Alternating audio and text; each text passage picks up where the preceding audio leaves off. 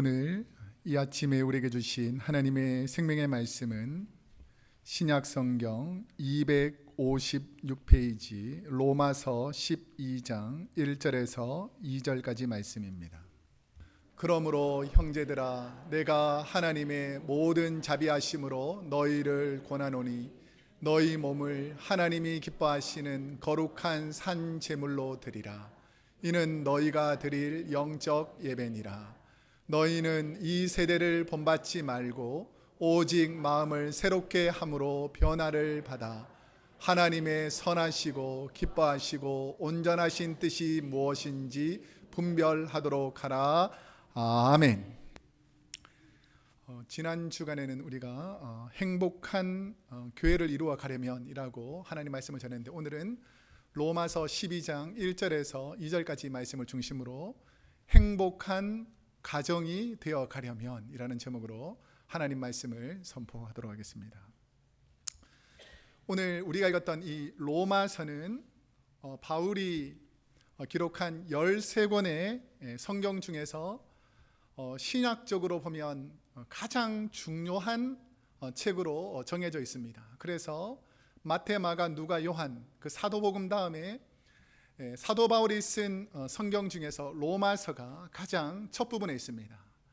이 로마서는 구약에 있는 여러 가지 하나님의 말씀 중에서 특별히 죄와 율법에 관한 것, 하나님의 말씀을 잘 정리가 되어 있기 때문에 수많은 신학자들, 특별히 16, 17세기의 초대교회 교부들, 오늘날 많은 신학자들, 목회자들에게 가장 중심이 되는 성경 말씀이 오늘 로마서 말씀입니다.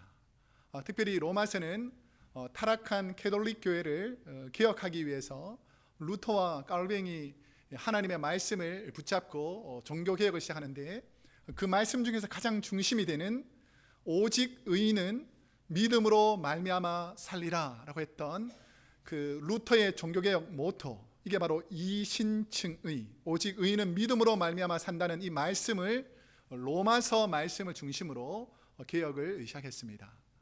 그러면 이 로마서가 쓰이게 된 배경이 무엇인가를 생각해 보면, 당시 로마 제국은 서쪽으로는 우리 그림에서 보시면 아시겠지만 왼쪽 끝에 오늘날 스페인으로 알려진 성경에 보면 서바나라고 하는데, 스페인 끝과 북쪽으로는 남유럽 전체를 로마가 지배했고, 섬으로 알려진 섬나라 그 영국의 절반 이상 차지할 정도로 엄청나게 영토를 펼쳤습니다. 남쪽으로는 북아프리카 지역에 있는 많은 나라들을 로마가 정복했고, 동쪽으로 보면 예루살렘이 있는 이스라엘뿐 아니라 남쪽으로는 이집트, 동쪽으로는 지금 이란과 이라크와 같은 우리가 잘 아는 그 아시아, 서아시아까지 많은 지역을 통치하던 이 로마 제국이었습니다. 근데 이 로마 제국의 수도가 바로 로마입니다. 그래서 이 로마의 아주 중요한 것은, 오늘날 미국이 워싱턴 DC가 전 세계 문화와 세계 경제, 군사력을 지배하는 것처럼 이 로마 제국의 수도인 로마가 그러한 역할을 감당하고 있었습니다. 근데 바울이 로마서로 로마 교회에 편지를 쓸 당시에 로마의 유대인들이 복잡한 모습으로 구성되어 있었습니다. 어떤 일이 있었냐면, 예수님께서 복음을 전하시고 돌아가신 다음에 승천하신 후에 초대교회 예루살렘이 핍박이 있은 다음에 예수님 전에서도 예수님 후에서도 유대인들이 흩어지게 됩니다. 핍박 때문에. 그랬을 때에 유대인들이 로마로 가서 신앙생활을 하기 시작했습니다. 그때는 예수님을 믿는 그리스도인들이 아니라 하나님 야훼 신앙을 가진 유대교를 가졌던 많은 유대인들이 흩어져서 살게 되었습니다. 자, 그랬을 때에 유대교에서 흩어져서 로마로 온 이 사람들 중에서는 늘 하나님께 회당에서 예배를 드렸습니다. 그러니까 예를 들면 우리가 한국에서 이민 와서 이민교회를 세워가지고 예배를 드리는 것처럼 유대인들도 로마로 이민을 와서 그곳에서 회당을 세우고 야훼 하나님께 예배를 드렸다는 것이죠. 자, 그런데 이제 세대가 지나면서 그들의 자녀들이 생기기 시작했는데, 우리도 우리의 자녀들이 이 한국인으로서 우리가 왔지만 우리의 자녀들이 미국에 살면서 미국 시민권자로서 영어를 하면서 하나님을 예배드리는 것처럼 유대교 회당에는 정통 유대인들이 드리는 한인 1세처럼 예배드리는 유대교 회당이 있었고, 우리 한인 2세들처럼 영어권에 있는 사람들, 특별히 이 헬라 지역에 있었던 그리스 헬라 지역에 있었던 유대교 2세들이 회당을 만들어 가지고 함께 예배드리는 그런 공간들도 있었습니다. 자, 그러다가 1년에 유대인들은 3번씩 반드시 6월절, 7.7절, 초막절이 되면 예루살렘에 와서 하나님께 예배를 드리는 절기를 지켰습니다. 자, 그런데 예수님께서 부활하시고 승천하신 이후에 사도행전 2장에 보면 그 오순절, 그러니까 모든 열방들이 유대인들이 모여서 하나님께 예배드리는 예루살렘에 모여서 예배드리는 그 순간에 성령이 임하십니다.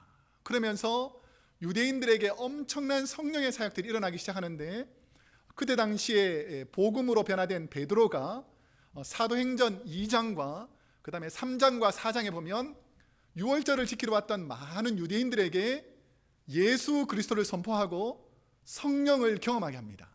그래서 그 유대인들, 회당 중심의 정통 유대교를 믿던 많은 유대인들 중에서 예수님을 믿는 크리스찬이 생기기 시작했습니다.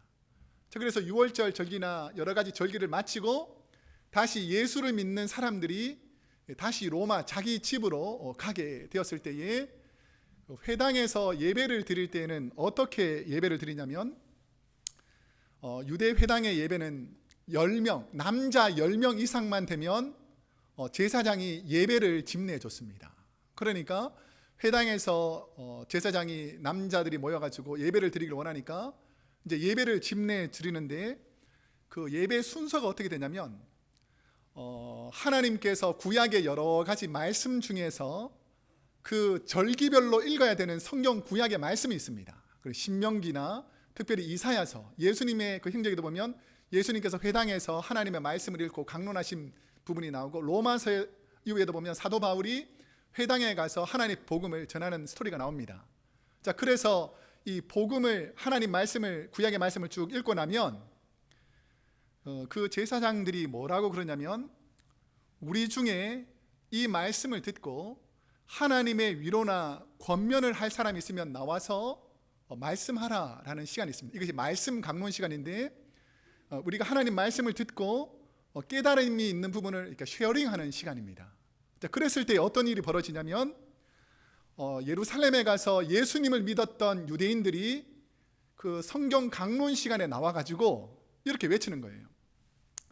하나님이 선지자 이사야를 통해서 약속한 구원자가 바로 예수 그리스도였습니다. 그러니까 메시아가 바로 예수 그리스도였습니다 라고 외치기 시작하니까, 정통 유대교 중에서 예수를 그리스도로 인정하지 않는, 메시아를 인정하지 않는 사람들하고 예수를 믿었던 사람들이 회당 안에서 다투기 시작하는 겁니다. 분쟁. 그러니까 막 목숨을 걸고 싸우기 시작하는 거예요.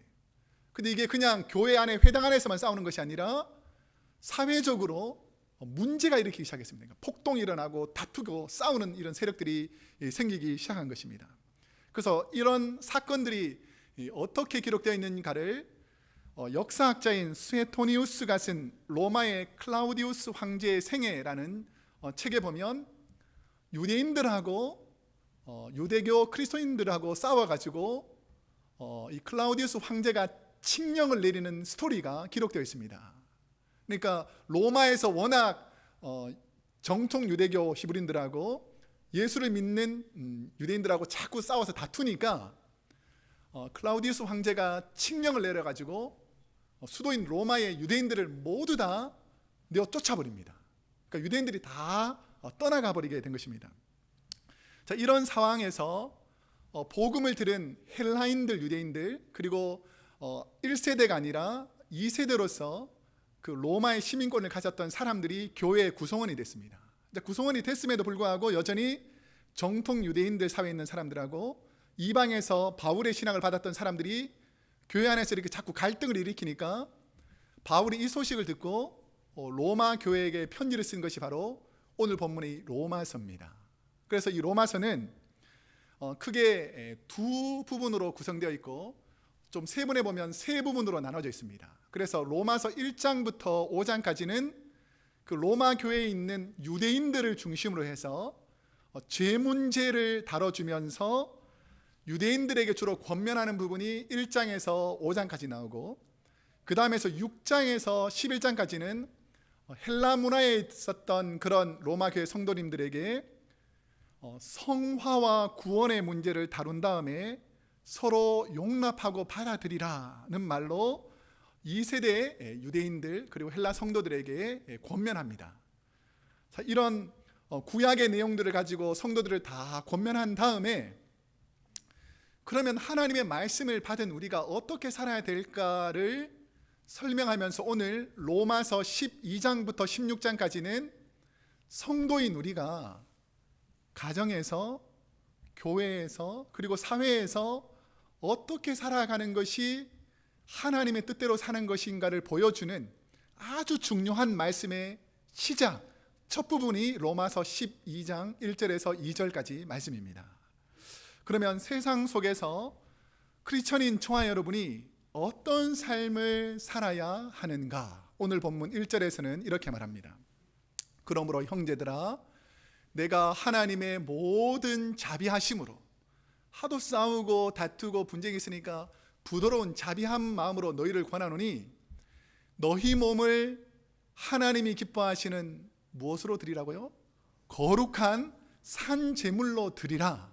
이는 너희가 드릴 영적 예배니라 라고 말합니다. 우리가 어떤 삶을 살아야 된다고요? 하나님이 기뻐하시는 거룩한 산 제물처럼 살아야 한다는 것입니다. 그러면 하나님께서 말하는 산 제물이란 무엇인가? 산 제물. 구약시대 때 사람을 대신해서 죽임을 당한 짐승들이 있었습니다. 그러니까 인간이 죄를 지었는데 인간을 대신해서 제물이 되는 것, 이게 living sacrifice라고 불렀습니다. living sacrifice. 이거 산 제물, 바꿔 말하면 희생 제물이라는 제물을 드렸습니다. 그런데 구약 시대의 주인을 대신해서 제물이 된 소나 양이나 염소, 이런 우리의 삶이 그런 제물처럼 살아야 된다라는 말씀입니다. 그러면 도대체 이게 무슨 말인가? 구약 시대에서 제사를 통해서 하나님께 예배를 드릴 때 하나님은 그 사람의 예배를 받으시는가 그렇지 않는가, 이런 결정하는 중요한 요소가 바로 그 드리는 사람들의 예물을 보고 하나님께서 예배를 받으시기도 하고 예배를 받지 않으시기도 하셨다는 것이죠. 왜냐하면 그 예물을 드릴 때 그냥 드리는가 아니면 마음과 정성을 다해서 드리는가를 하나님께서 아신다는 것입니다. 여러분이 하나님께 기쁨과 감사와 신령과 진정으로 예배를 드리는지, 그냥 내가 오랫동안 신앙의 습관을 따라서 예배를 드리는지 하나님이 아실까요? 모르실까요? 아신다는 것이죠. 그래서 그 예물이 왜 중요한지가, 예배에 통해서 예물이 왜 중요한지가 그 창세기 4장에 보면 최초에 하나님께 예배를 드렸던 두 사람의 예배가 있는데, 하나님께서 가인이 드린 예배는, 그 제사는 받지 않으시고 아벨이 드린 예배와 제사는 받으신다라고 성경에 기록하고 있습니다. 가인은 아담의 첫 번째 아들인데 무엇으로 예배를 드렸냐면, 가인이 원래 직업이 농부였습니다. 그래서 농사를 짓던 사람이기에 땅의 소산물을 제물로 하나님께 드렸습니다. 그런데 동생 아벨은 양치는 자로 양의 첫 새끼와 기름으로 제물을 드립니다. 그러니까 둘 다 하나님께 예물을 드리는 것 같지만 그 예물을 드릴 때에 하나님께서는 무엇을 드렸는가, 어떤 마음인가, 이런 것들을 자세히 보시고 계셨다는 거예요. 우리는 그냥 예배 드리면 받아주시겠지 이랬는데 하나님은 그 예물과 그 마음 중심을 동시에 보고 있더라는 것입니다. 얼핏 보면 두 제물에 큰 문제가 없어 보이는데, 그런데 가인과 아벨이 드린 예물에는 분명한 차이가 있습니다. 왜 아벨의 제사만 받으셨는가에 대해서 창세기는 구체적으로 왜 아벨의 제사만 받았는지에 대한 이유가 잘 안 나와 있습니다. 그냥 가인의 제물은 하나님께서 받지 않으셨고 아벨의 예배는 받으셨다, 이 정도만 나와요.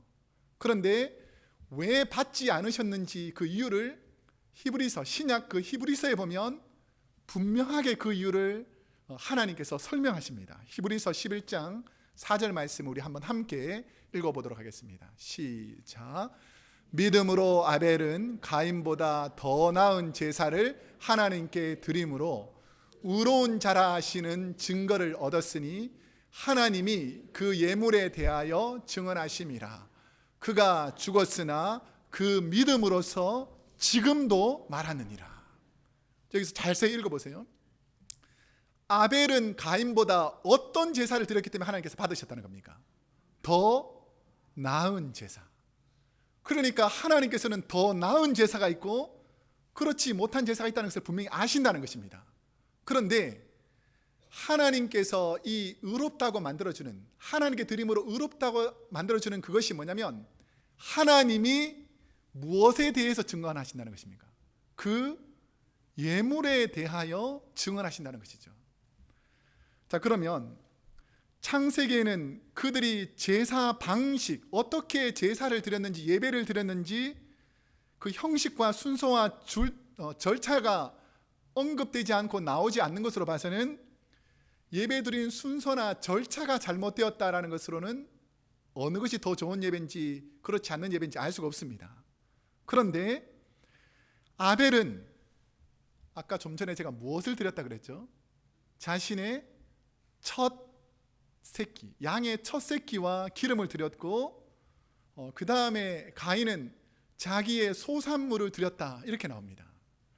자, 그러면 하나님께서 왜 첫 새끼, 처음 것을 드린 아벨의 제사는 받으시고 자기 소산의 곡물을 드린 아벨의 제사는, 가인의 제사는 받지 않으셨을까? 자, 오늘 본문에 보면 그 이유가 유월절과 함께 설명이 되어 있습니다. 유월절. 자, 우리 모세 시대 때 이스라엘 백성들이 가나안 땅에서 나올 때에 10가지 재앙을 내리잖아요. 그 재앙 중에서 마지막 재앙이 장자가 죽는 재앙이었습니다. 그러니까 모든 첫 번째 태어난 사람들은, 짐승들은 다 죽어야 됐습니다. 그런데 하나님께서 이스라엘 백성들에게 그 첫 번째 소산물들이 죽지 않도록 그 피할 수 있는 길을 열어주었는데 그것이 뭐죠? 1년 된 어린 양의 피를 문설주와 임방에다가 바르면, 우슬초로 바르면 죽음의 사자가 그것을 넘어간다라고 해서 이것이 바로 유월절입니다. 그래서 이게 원래는 내가 당연히 죽었어야 됐는데 하나님께서 어린 양으로 대신 피를 흘리게 하심으로 첫 번째 소산물이 다 살아나게 되죠. 그랬을 때에 그 출애굽기 13장에 하나님께서 모세에게 주셨던 이 말씀이 유월절 바로 직후에 이렇게 말씀합니다. 우리 출애굽기 13장 2절 말씀을 함께 읽어보겠습니다. 시작. 이스라엘 자손 중에서 사람이나 짐승을 막론하고 태어나서 처음 난 모든 것은 다 거룩히 구별하여 내게 돌리라. 이는 내 것이니라 하시니라. 아벨은 진정한 마음으로 하나님께서 원하시는 대로, 내 생각대로가 아니라 하나님이 명령한 그대로 하나님께 예배를 드리니까 하나님께서 그 예배를, 제사를 받으시다는 것입니다. 그런데 가인은 어떤 예물을 준비하는가? 가인도 농사는 자로서 초수산을 정성을 다하여 예물로 하나님께 드릴 수 있었지만 성경에는 가인이 초수산으로 하나님께 드렸다라는 기록이 없습니다. 그럼 좀 더 쉽게 말하면 내가 보고 이거 별로 쓸모없네, 하나님께 드려야 되니까 가지러 가자, 이런 마음일 수도 있고, 첫 번째 귀한 것, 가장 정성된 것을 드리기보다는 좋은 것은 내가 하고 별로 좋지 않은 거 뭐 드려야 되니까 하나님께 드리자라는 그런 마음, 이런 마음이 분명히 있었기 때문에 아벨과 가인의 제사가 하나님께서 같지 않다라고 말씀하시더라는 것이죠. 그럼 하나님은 무엇을 보시는가? 내게 귀한 것, 좋은 것, 가장 첫 번째 것, 하나님 말씀에 순종하는 마음으로 최선을 다해 드린 아벨하고 그냥 내 것 중에서 아무거나 하나님께 드렸던 그 가인의 제사를 하나님께서 구별한다는 것입니다. 제가 한번 여러분에게 여쭤볼 테니까 이걸 잘 대답하셔야 돼요. 여러분은 선물을 받을 때에 마음을 보십니까? 물질을 보십니까? 자세히 말씀하셔야 돼요. 여러분이 솔직하게 말해야 돼요. 여러분은 누가 선물을 해줄 때에 마음을 보십니까? 물질을 보십니까? 제가 말씀드릴게요. 둘 다 봅니다. 안 그래요? 마음만 보는 사람이 어디 있습니까? 마음인데, 마음도 물론 중요하고 물질도 중요한데 우리는 거의 대부분 둘 다 보죠. 그러니까 물질이 좀 많이 정성이 들어있으면 이 사람이 나한테 관심이 있나 보다 이렇게 생각하는 것이지, 내가 아무 그 도움도 안 되는 거 이런 것을 막 선물해 준다고 막 기뻐하지는 않잖아요. 그런데 우리는 이런데 하나님은 물질보다 마음을 더 깊이 본다는 것입니다. 제가 어저께 소망을 했는데 한 권사님이 호박 3개를 집에서 땄다고 제 차에 이렇게 걸어 놓으셨다 그러더라고요. 근데 제가 아침에 새벽기도 왔다가 집에 안 가고 계속 소망해가지고 그걸 못 본 거예요. 권사님 혹시 보셨냐고 그래서 나보고 봤냐고 물어봐서 못 봤다 그러니까 막 너무 안타까워하는 거예요. 집에서 땄다고. 보니까 그대로 걸려 있더라고요. 제가 첫 번째 담임 목회 지역을 갔는데 저희랑 같이 सब디비전에 살던 한 장로님이 오이를 이렇게 가져온 거예요. 오이를. 근데 오이를 보니까 앞은 둥그렇게 크고 뒤는 날씬하고 뭐 이렇게 해가지고 이쁘지가 않아요. 그리고 월마트에 가보면 싱싱하고 큰 게 긴 게 많은데 요거는 좀 고르지도 않고 이렇게 크기도 안 맞아요. 그런데 그 장로님이 저한테 이렇게 말하는 거예요.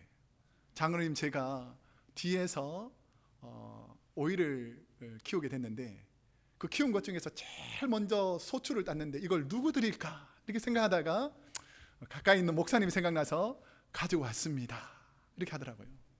그러니까 제가 그 오이를 먹으면서 어떤 맛이었을까요? 감동의 맛이었습니다. 감동의 맛.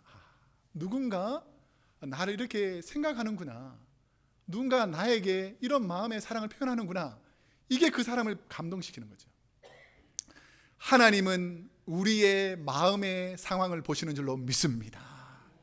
내가 어떤 마음으로 드리는가가 하나님 앞에서 훨씬 더 중요하다. 이걸 어떻게 할 수 있냐면 예수님께서도 이렇게 어떻게 드리느냐를 보시는 부분이 누가복음 21장 1절에서 3절에서 우리에게 설명하는 부분이 나옵니다. 우리 한번 함께 읽어보겠습니다. 시작. 예수께서 눈을 들어 부자들이 헌금함에 헌금 넣는 것을 보시고 또 어떤 가난한 과부가 두렙돈 넣는 것을 보시고 이르시되, 내가 참으로 너희에게 말하노니 이 가난한 과부가 다른 모든 사람보다 많이 넣었도다. 자, 우리가 볼 때는 물질과 양, 크기를 보는데 하나님은 그 중심을 보고 이 사람이 제일 많이 넣었다라고 판단하더라는 것입니다. 그러니까 우리가 생각하는 그 드림, 산재물, 이 의미가 얼마나 화려한 것, 많은 것, 큰 것을 드렸냐보다는 내가 이 땅에서 산재물로서 어떠한 마음으로 살아가느냐를 우리 하나님께서 더 많이 보신다라는 것을 알 수 있다는 것이죠. 그러면 산재물로 살아가는 우리, 하나님이 기뻐하시는 산재물은 어떻게 해야지 저와 여러분이 산재물이 될 수 있는가? 2절에서 이렇게 설명합니다. 너희는 이 세대를 어떻게 하라고요? 본받지 말고 오직 마음을 새롭게 함으로 변화를 받아. 어떻게 된다고요? 변화를 받아. 하나님이 기뻐하시고 하나님의 선하시고 기뻐하시고 온전하신 뜻이 무엇인지 분별하도록 하라. 바울은 하나님의 마음에 합당한 산재물, living sacrifice의 삶을 사는 신실한 성도가 되기 위해서 3가지 명령을 하셨죠. 3가지 명령. 첫 번째 뭡니까? 세상을 본받지 말라. 너가 진짜 하나님이 기뻐하시는 산재물, 하나님께서 원하는 희생제물이 되기 위해서는 첫 번째는 세상을 본받지 말아라. 두 번째는 뭐라고요? 변화를 받아라. 과거에 세상의 이기적인 사람들처럼 살지 말고 좀 바뀌어라는 거예요. 바뀌어라. 세 번째는 분별하라. 무엇이 옳은지 거짓인지 분별하며 산 재물의 삶을 살라는 것입니다. 본문에 나오는 이 세 단어는 헬라어는 아이온이라는 단어입니다. 아이온. 이 아이온은 코스모스라는 우주의 공간적인 현상에서의 이 세상이 아니라 보이지 않는 세속적인 세상, 영적인 의미에서 마귀가 다스리는 악한 세대, 이런 것들을 본받지 말라는 것입니다. 잘 들어보세요. 만약에 우리가 세상을 본받을 때 일어나는 첫 번째 현상이 뭐냐면 물질 만능주의입니다. 나는 이 세상에서 무엇이 제일 중요하다고 생각하냐면 돈이다. 돈이 있어야 살지, 물질이 있어야 살지, 돈보다 중요한 게 어디 있느냐? 이러면 이 사람은 세속적인 사람인 거예요. 돈이 없어도, 아무리 어려운 상황이 있어도 하나님이 도와주시면 해결될 줄로 믿습니다. 우리가 이 땅을 살면서 물질 어려움을 얼마나 많이 당했습니까? 근데 내 노력으로 해결될 때도 많이 있지만 하나님이 도와주셨기 때문에 해결되는 거예요. 그러니까 이 세대를 본받으면 자꾸 물질을 모으고 물질을 차지하고 물질 때문에 하나님의 sacrifice, 희생적인 삶을 살 수가 없다는 것입니다.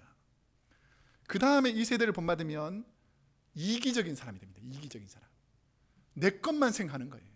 남이야 피해를 본든 말든 나는 내 것만 위해서 사는 이런 이기적인 사람이 되면 이 세대를 본받는 사람이고, 하나님이 원하는 living sacrifice, 산 제물이 될 수 없다는 것입니다. 그 다음에 세 번째는 개인주의. 뭐 저 사람이야 뭘 하고 봉사하든지 나는 내 편한 대로 살겠다. 남이야 뭐 힘들어하든 말든 나는 내 편한 대로 살겠다. 이런 개인주의가 세속화, 이 세상적인 죄악된 사람으로 만들어 가버리더라는 것입니다. 마음과 정성에 있는 거룩한 산 제물은 하나님께서 받으시지만 이런 물질 만능주의나 이기주의와 같은, 개인주의와 같은 썩은 냄새나는 제물은 하나님께서 받지 않더라는 것입니다. 지난주에 한 집사님이 태평양 바다에 가가지고 멕시코만 그쪽에 가서 40파운드가 넘는 싱싱한 참치, 투나를 잡아오셔가지고 우리가 3시에 부장관회의를 하시고 4시쯤에 이렇게 마치게 됐는데, 마치고 나니까 부장님들 다 이렇게 투너를 대접하고, 그 다음에 목장 식구들도 대접하고 목회자들도 대접하고 남아있는 성도들이 막 대접했어요. 저는 이게 좀 죄송한데 회를 잘 먹을 줄 모릅니다. 회는 무슨 맛으로 먹냐면 고추장 맛으로 먹습니다. 고추장 맛. 그래서 회가 무슨 맛인지 모르고, 또 두 번째는 회는 먹어도 배가 안 불러요. 별로 이렇게 많이 먹을 수가 없으니까. 그래서 저는 회를 별로 이렇게 즐겨 먹지는 않는데, 근데 그 회는 너무 맛있는 거예요. 너무. 왜 그런가 이렇게 물어봤더니 바다에서 금방 잡은 걸, 이걸 다시 우리 성도님한테 대접하려고 밤새도록 차를 몰고 LA에서 올라와가지고 주일날 바로 딱 꺼낸 거예요. 그러니까 이게 딱딱 서니까 이게 막 쫄깃쫄깃 탱탱 막 이런 게 막 느껴지는 거예요. 얼마나 맛있는지 몰랐어요. 근데 제가 이 음식이 왜 더 맛있었을까요? 이분의 정성이 보이는 거예요. 본인이 혼자 먹을 수 있는 거고, 뭐 나중에 와서 다른 사람하고 먹을 수 있는데, 그 저녁 밤새도록 올라와서 그 사랑하는 목장 식구들하고 성도님들에게 대접하려는 그 마음이 보이니까 주위 사람들도 기뻐서 막 행복해하고, 이것을 대접하는 분도 막 행복해하고, 이런 행복이 그 사람의 마음에 있다라는 것을 느끼게 됐습니다. 그런데 어떤 사람들은 마음에 욕심과 탐심으로 가득 차서 음식을 먹지 못하게 만드는 사람들도 있습니다. 제가 한국에서 들었던 뉴스 소식에 보면 중국에서 바다에서 게를 잡습니다. 게를 잡아가지고 한국으로 수출하는 거예요. 그런데 수출할 때에 게를 팔할 때 무게를 따라가지고 이 돈에 수출해서 돈을 받잖아요. 그러니까 게를 잡아서 이렇게 무게를 달아보니까 별로 안 나오니까 그 게 안에다가 무엇을 넣은 줄 아세요? 납덩어리를 넣은 거예요. 납덩어리. 무게 더 나가게 하려고. 그러니까 이 사람은 뭐냐면 한번 팔아가지고 돈만 챙기면 된다 이거지, 누가 먹고 어떻게 아플지는 전혀 생각 안 하는 거예요. 그렇다 보니까 그들의 마음속에는 뭐냐면 돈에 눈이 어두워서 악한 마음으로 가득하니까 더럽고 추한 죄들을 짓는 것을 서슴지 않더라는 것입니다. 저는 우리 성도님들이 이 시대와 상황과 문화에서 거룩한 산 제사로 하나님께 드리기 위해서 본받지 말고 변화되어서 분별해야 될 것이 무엇인가를 한번 깊이 생각해 봤습니다. 그럴 때에 우리 김남준 목사님의 사랑이라는 책에 보면 희생하며 참고 사랑을 실천하기 위해서 진짜 내가 living sacrifice, 산 제물이 되어서 희생 제물이 되기 위해서 내게 필요한 것이 무엇인가, 이 목사님이 글을 쓰는데 이런 내용이 있더라고요. 하나님의 말씀을 듣고 감동받은 사람이 주여 주님을 위해 살겠습니다 이렇게 말하는 데는 어떠한 희생과 비용이 안 된다는 거예요.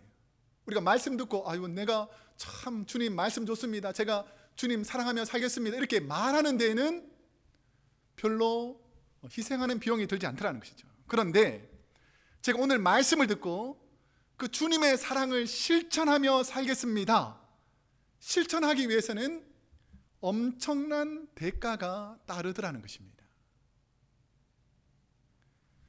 여러분, 그냥 산제물이 되는 게 아닙니다. 그냥 입술로 말한다고 산제물이 되는 게 아니라는 것이죠. 내 중심에 진짜 하나님을 사랑하는가, 그 희생의 마음이 있는지를 우리 하나님께서 보신다는 것이죠. 희생이 없는 감정적, 육체적 사랑은 희생을 바탕으로 한 진실한 사랑과는 전혀 다르다는 것을 말씀하고 있는 것입니다. 제가 3가지 질문을 해볼 테니까 이 대답을 잘 하셔야 돼요. 여러분은 가족을 사랑하십니까? 일부랑 거의 흡사하군요. 소리가 별로 없는데 좀 크게 하세요, 아멘을. 기왕에 할 거. 자, 여러분 가족을 사랑하십니까? 그러면 가족을 위해서 희생한다라는 마음이 있어야지 가족을 사랑하는 거예요. 나는 가족을 위해서 희생할 마음이 전혀 없으면서 가족을 입술로 말로만 생각으로만 사랑한다, 이것은 사랑이 아니라는 것이죠. 내가 진짜 가족을 위해서 희생할 마음이 있는, 그리고 희생하는 삶을 살아야 진짜 그게 가족을 사랑한다는 것이죠. 2번째 질문, 여러분 교회를 사랑하십니까? 그러면 교회를 위해서 헌신하는 성도가 되어야 됩니다. 그냥 교회 와서 내가 누릴 것만 누리고 내가 먹을 것만 취하고 내가 행복을 누릴 것만 요구하는 것이 아니라 진짜 교회를 사랑하고 주님의 몸을 사랑하는 사람은 주님의 몸을 위해서 내가 헌신하고 봉사하고 섬기는 일들을 해야지만 그게 진짜 교회를 사랑하는 사람이라는 것이죠. 이제 진짜를 물어볼게요. 여러분 주님을 사랑하십니까? 그렇다면 주님 때문에 손해보는 삶을 살 수 있기를 축복합니다. 그러니까 주님처럼 산다는 것은 뭐냐면 주님이 온갖 희생과 어려움 속에서도 우리의 죄와 사망의 그 어려움을 위해서 희생하셨던 것처럼 그런 손해보고 희생되는 삶을 살아야 주님을 사랑하는 사람이다라는 것입니다. 저는 하나님이 인도하시는 행복한 가정을 위해서 아내의 남편으로서, 2 아들의 아버지로서, 사랑하는 부모님의 장남으로서 어떤 희생을 하고 있는지를 생각해 봤습니다. 나는 무슨 희생을 하고 있나? 근데 그 순간 제가 하나님 말씀을 묵상하는데 하나님께 주시는 또 다른 감동의 메시지가 있었습니다.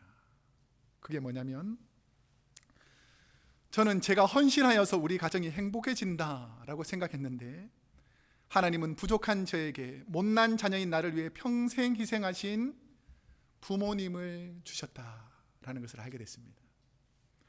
부족한 남편이 목사이기에 사모로 하고 싶은 말도 못하고 교회를 위해 눈물로 기도하는 귀한 아내를 주신 것에 참 감사하구나, 이런 마음이 들었습니다. 아버지가 목사님이라 자녀로서 교회에서 가정에서 손해보고 섬길 것을 강요받는 2 아들이 아버지의 말을 순종하고 따르는 것을 보면서 내가 헌신해서 우리 가정이 행복한 것이 아니라 하나님께서 부족한 나를 위해서 수많은 헌신자들을, 우리 사랑하는 성도님들을 보내주셨기 때문에 내가 행복을 누리는구나 라는 것을 알게 됐습니다. 여러분 때문에 행복한 것이 아니라 하나님께서 보내주신 그 귀한 여러분의 신앙의 동력자들 때문에 행복해지시기를 축복합니다. 여러분은 어떻습니까? 여러분 행복한 가정을 위해서 어떤 헌신을 하고 어떤 희생을 누리고 계십니까? 저와 여러분이 어떻게 행복한 가정을 이루어 갈 수가 있겠습니까? 에 대한 대답은 오늘 본문에서 산제물, living sacrifice, 내가 먼저 희생 제물이 되신 예수님의 모습이 우리 안에 있어야 그 사람이 진짜 산제물, living sacrifice, 희생의 제물이 되신 주님이다 라고 말할 수 있다는 것이죠. 우리 주위에 나의 사랑과 희생과 헌신이 필요한 분들에게 함께 가서 그들의 가슴 아픈 이야기를 들어주고 그들의 연약한 손을 잡아주고 그들의 마음의 상처를 어루만져주는 함께 주님의 모습이 있는 저와 여러분이 되기를 축복합니다. 이제 말씀을 맺겠습니다. 바울이 말하는 성화의 절정, 주님 닮은 거룩한 산제물의 모습을 통해 저와 여러분 주위에 작은 예수님의 삶을 사시기를 축복합니다. 가난한 분들, 마음에 상처가 있는 분들, 삶의 어려움에 염려하는 분들, 오늘도 그분들을 살리고자 산제물, 희생제물이 되어서 십자가에 돌아가신 예수님이 오늘 우리 가정에 저와 여러분의 삶에 있으면 여러분의 가정은 행복해지는 거예요. 주님이 하나님의 영이 우리 마음을 충만하게 채워주셔서 부족한 우리는 할 수 없지만 하나님의 은혜로 거룩한 산제물이 되어 가시는 저와 여러분이 되기를 축복합니다.